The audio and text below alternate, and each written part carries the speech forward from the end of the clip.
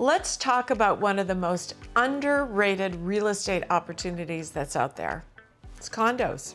Yep, I said it. If you're a first-time home buyer, you don't need to hit a home run right away. You just need to get in the game and start building equity. Not into yard work or roof repairs or weekend trips to Home Depot? Perfect. Condo living means the HOA handles all the outside stuff, giving you the opportunity to just live your life. Thinking about downsizing? This is your chance to simplify.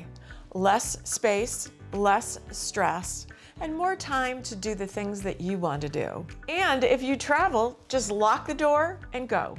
When you're ready to move up to a single family home, you don't have to sell your condo. Keep the condo, rent it out, and create passive income for yourself.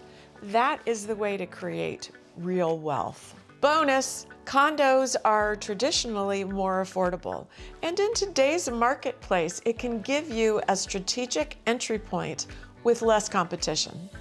Bottom line, whether you're just starting out, downsizing, or just tired of the whole maintenance thing, condos might just be your smartest move. Now, let's get you in the game.